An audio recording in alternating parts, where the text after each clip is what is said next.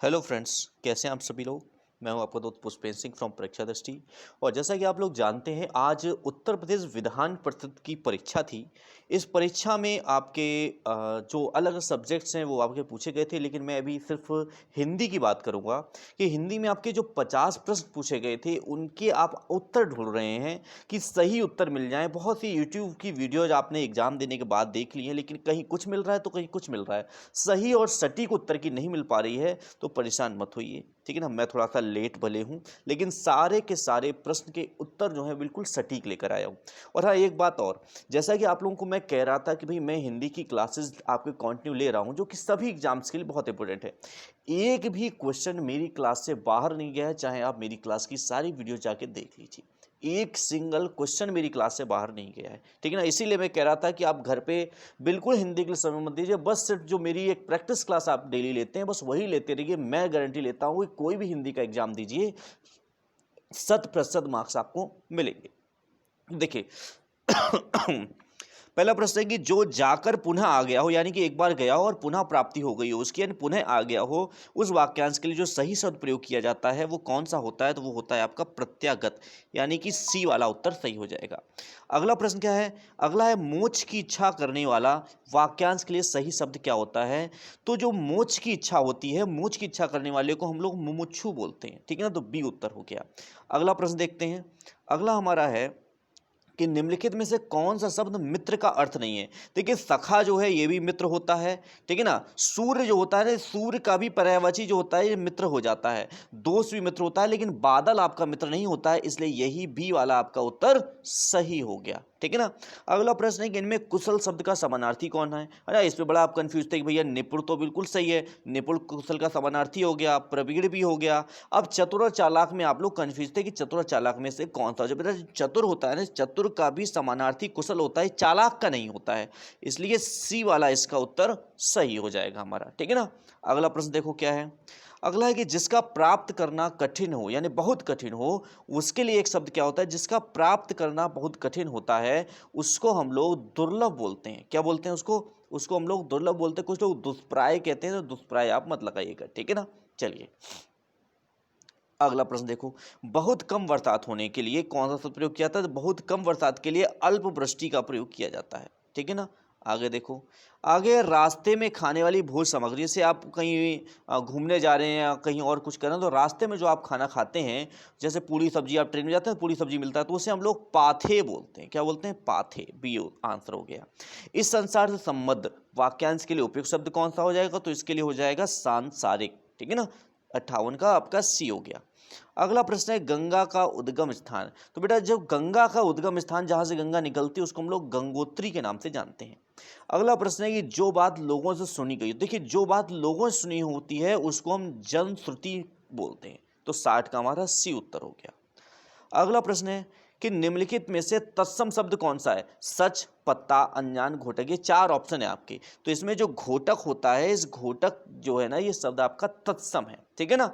अगला है हिरण का तत्सम रूप क्या है। तो हिरण जो है होता है ये तद्भव होता है, इसका तत्सम होता है हरिण, तो बी ऑप्शन सही हो गया। अगला प्रश्न है 63 नंबर। 63 कह रहा है कि इनमें तद्भव शब्द आपको छांटना है कि इसमें तद्भव कौन सा है, ठीक है ना। तो जो खीर है ना, ये आपका तद्भव शब्द होता है, ठीक है। अगला प्रश्न निम्नलिखित में क्षार का सही तद्भव रूप। तो क्षार का सही तद्भव रूप आपको ढूंढना है। इसका मतलब क्षार क्या है, क्षार आपका तत्सम है, ठीक है ना। तद्भव इसका चाहिए, तो तद्भव इसका होता है खार, यानी सी उत्तर हो गया। उसके बाद देखो 65 में कह रहा है निम्नलिखित में तत्सम शब्द कौन सा है। आम्र, आग, 14 और फूल। तो जब हमारी इसकी तत्सम की बात आती है तो आम्र हमारा तत्सम शब्द है। निम्नलिखित में तद्भव शब्द कौन सा है। ईंट, पृथ्वी, राजा और नवीन। तो जो राजा है ना, ये आपका क्या होता है, तद्भव शब्द होता है। उसके बाद 67 पे आए, इसमें भी पूछा है तद्भव शब्द क्या है। तो कुछ लोग यजमान लगा के चले आए। बेटा यजमान जो है ना, वो यजमान तत्सम शब्द होता है, ठीक है ना। तद्भव शब्द आपका होता है जमुना, यानी कि सी वाला उत्तर है। फिर कह रहा है निम्नलिखित में तत्सम शब्द कौन सा है। पुस्तक, कान, साथ या हाथी। तो 68 में जो हमारा उत्तर होगा वो पुस्तक होगा। बेटा जो पुस्तक है ना, ये पुस्तक तत्सम शब्द होता है, ठीक है ना। ध्यान देना, पुस्तक पुस्तक जो सॉरी जो पुस्तक होता है तत्सम शब्द होता है। अगला प्रश्न है कि किताब किस भाषा का शब्द है, तो बेटा किताब अरबी भाषा का शब्द है, ठीक है ना। निम्नलिखित में तत्सम कौन सा है, आस है, कान है, आंख है और अम्लक है।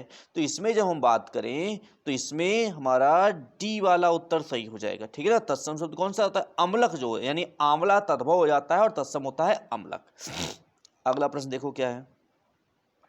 अगला देखो, इसमें भी बहुत से बच्चे गलत करके आए हैं, ठीक है ना, कि मुकुल, कोरक, गुंचा आदि शब्द इनमें से किसके पर्यायवाची, तो ये कलिका के पर्यायवाची हैं, बी उत्तर हो गया। निम्न में कौन सा बिजली का पर्यायवाची नहीं है, तो बेटा दामनी भी बिजली का पर्यायवाची है, चपला भी है, तड़ित भी है, तो कौन सा नहीं है, छपा नहीं है, तो सी वाला ऑप्शन सही हो गया।